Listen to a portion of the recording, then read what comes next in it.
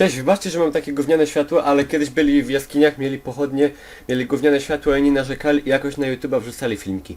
Co chciałem wam przekazać? Otóż przed chwilą oglądałem sobie te filmiki, wszystkie zajebiste, tam te gówna z National Geographic Discovery i tam było o tym, że te ludzie w klatkach są, nurkują i oni są atakowani przez rekiny, że oni skakują do wody i atakuje ich rekin. I oni są zaskoczeni, że oni są atakowani, choć oni wskoczyli do zasranej klatki właśnie po to, żeby tam być z rekinem. Ale pomimo tego są zaskoczeni. I rekin jest zły, taki zły, bo ich zaatakował, jest podły i trzeba go zabić. A ja wam chcę coś pokazać, coś uzmysłowić. I dlaczego ja klęczę na ziemi? Nie dlatego. Chcę uzmysłowić wam, jak to wygląda z innej perspektywy. Na prostym przykładzie. Dajcie mi szansę. Dajcie mi szansę. Więc przechodzę do prezentacji. Patrzcie na to, patrzcie. Plum. To jest nurek w klatce. Czy on nie ma klatki i to nie jest nurek?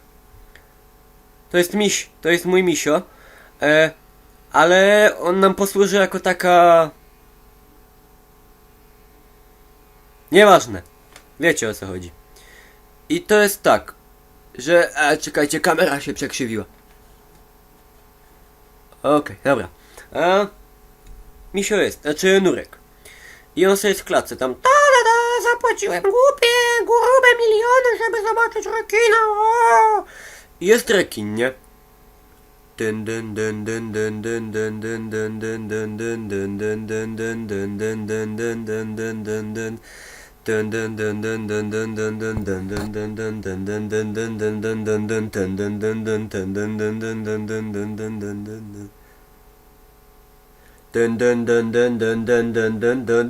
I srów tę klatkę, i dup, i łubudu, i on tłucze, a ten tam moja klatka umrze, a ten tam dup, łubudu, zły rekin zaatakował nas, pomocy!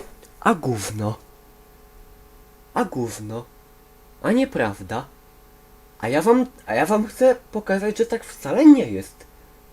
Patrzcie na to. Plum.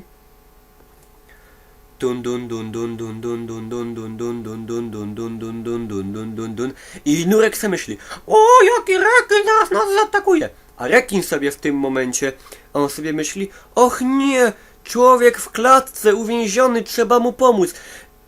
Uratujmy go. I dup, i wali mu w tę klatkę. Ale nie, bo go chce pożreć, tylko bo go chce uwolnić. Bo jest uwięziony w klatce.